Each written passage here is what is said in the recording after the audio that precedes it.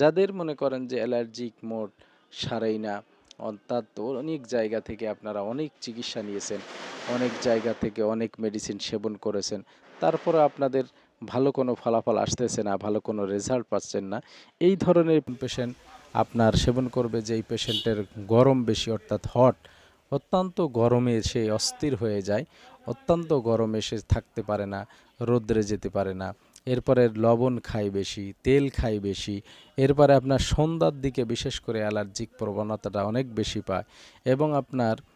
বিশেষ করে গায়ের ভিতরে লাল হয়ে যায়, এই ধরনের পেশেন্ট বা মুখ ফুলে গেছে, চোখের নিচে ফুলে গেছে, এই ধরনের পেশেন্ট যারা আছেন তাদের জন্য হচ্ছে অ্যাফিসমেল 6 অথবা